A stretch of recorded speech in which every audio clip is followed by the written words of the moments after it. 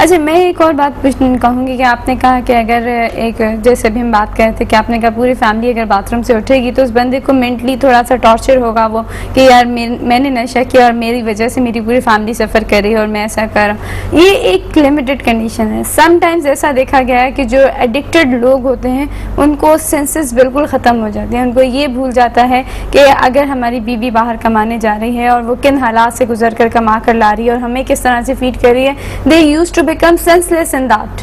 वो इस चीज़ से उनके अंदर ये सेंसेस अक्सर ख़त्म हो जाती हैं कि अब क्या करना है और अब ये कैसे मैनेज होगा। देखिए, क्या हो रहा है, लोग जो नशे करते हैं तो इनसे इंसान को स्ट्रेस खत्म हो जाती है, यानी फिक्र खत्म हो जाता है। तो जब बीवी बाहर कमाने जाएगी वो किस हालात में से गुजरेगी इस बात का वो फिक्र करने की पोजीशन में नहीं, क्योंकि वो नशे में है। तो किसी नशे में धुत इंसान से ये तवक्को नहीं की जा सकती कि वो फिक्र तरद्दुद करेगा या अपने मसाइल के बारे में गौर व फिक्र करेगा।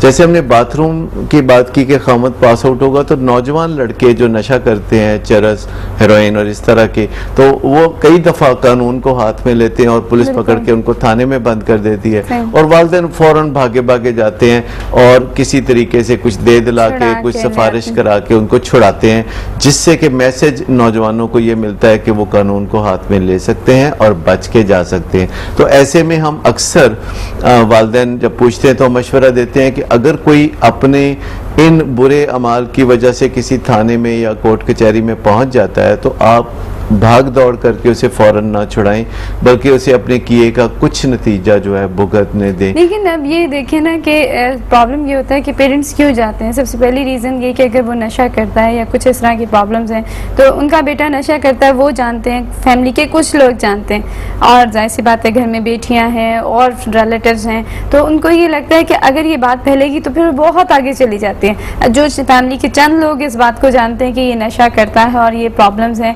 तो जब अगर ये जेल में रहेगा, 10 दिन रहेगा, 15 दिन रहेगा, ये जितना भी अपना ड्यूरेशन कंप्लीट करेगा, तो इतनी देर में फैमिलीज जो हैं उनके अंदर एक्सप्लोर हो जाती है ये बात। इसमें दो बातें हैं कि वैसे जो लोग नशे की बीमारी में मुब्तला होते हैं तो उनका ये कोई राज होता ही नहीं, ये एक गलत फहमी होती है घर वालों को कि ये किसी को पता नहीं।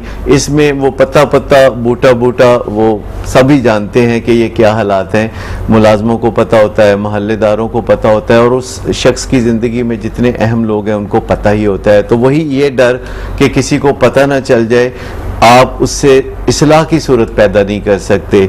इस्लाह की सूरत पैदा करने के लिए आपको बताना पड़ेगा, क्योंकि जब हमें कोई बहुत बड़ा मसला होता है या बीमारी होती है तो हम दो में से एक काम कर सकते हैं, या उस मसले और बीमारी को हल कर सकते हैं या फिर हम उसे छुपा सकते हैं। अब जैसे मैंने थाने की मिसाल दी, तो अगर आपका बच्चा जो है थाने में है, नौजवान है, 25 साल का, 30 साल का, और आप घर बैठे रहेंगे तो जाहिर बात है उससे रिश्ता जो है कमज़ोर पड़ जाएगा।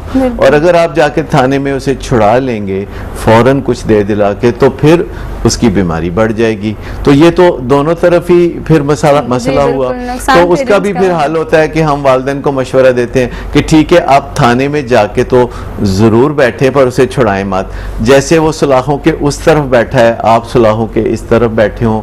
अगर आप वहाँ परेशानी में उसके साथ रहेंगे लेकिन वो बार्स के पीछे ही रहेगा, तो उससे एक इस्लाह की सूरत निकलेगी। उसको ये भी एहसास होगा कि मैं खुद तकलीफ बर्दाश्त कर रहा हूँ और मेरे अहले खाना भी कर रहे हैं, और ऐसे मौके पे ये जो तकलीफ है उनको हमेशा आने वाली तकलीफों से बचाएगी। डॉक्टर साहब, अभी कॉलर लाइन पे कॉल लेते हैं, फिर डिस्कशन कंटिन्यू करेंगे। अस्सलाम वालेकुम। वालेकुम अस्सलाम। कौन बात कर रहे हैं? जी, मैं अमीन बात कर रहा हूँ जी, गुजरांवाला से। जी, कैसे हैं अमीन साहब आप? पूछना था कि अपना ये जो यंगस्टर्स हैं ये कब ड्रग्स की तरफ इन्वॉल्व हो जाते हैं तो कौन सी ऐसी सिम्टम्स हैं जिन पे घर वालों को तवज्जो रखनी चाहिए जिससे उनको ये अंदाजा हो कि उनके बच्चे को गलत साइड पे जा रहे हैं? तो डॉक्टर साहब यही अभी ये बहुत ही अच्छा इन्होंने सवाल किया कि नौजवान जो नशों की तरफ चले जाते हैं तो कौन से ऐसे सिग्नल हैं जो पहले हमें पता चल जाए कि ये इस तरफ जा रहे हैं। तो बहुत ही आसान है, बहुत ही नज़र आने वाले सिग्नल होते हैं। यानी अगर कोई नौजवान पढ़ाई में उसके ग्रेड्स कम हो रहे हैं या उसकी पढ़ाई के मामले में शिकायत आ रही है, टीचर्स उसके शिकायत कर रहे हैं, तो ये एक बहुत बड़ा सिग्नल है। फिर अगर उसके दोस्त आपको ऐसे नज़र आते हैं जो कि आपको अच्छे नहीं लगते, वो दोस्तों का इंतखाब अच्छा नहीं कर रहा, तो ये भी एक बुरा सिग्नल है। फिर आप ये भी देख लीजिए कि वो माँ बाप से अगर लड़ाई झगड़ा करता है तो ये अच्छी अलामत नहीं है, क्योंकि कोई भी बच्चा अगर माँ बाप से भी निभाह नहीं कर सकता, कोई टीनेजर, तो इसका मतलब है कि उसकी निभाह की सलाहियतें बहुत ख़राब हैं। अगर वो माँ बाप से ज़हनी तौर पर दूर हो जाता है तो फिर वो कुछ और किसी किस्म के लोगों के करीब हो सकता है। Exactly. अच्छा, इसके अलावा एक निशानी ये भी है कि अगर कोई बच्चा अपनी इज्जत नहीं करता, यानी अपनी इज्जत नफ्स उसके अंदर नहीं है और वो हर वक्त उसके चेहरे पे मलाल या कुर्ब या तकलीफ का अगर तासर नज़र आता है, तो ये एक और सिग्नल है।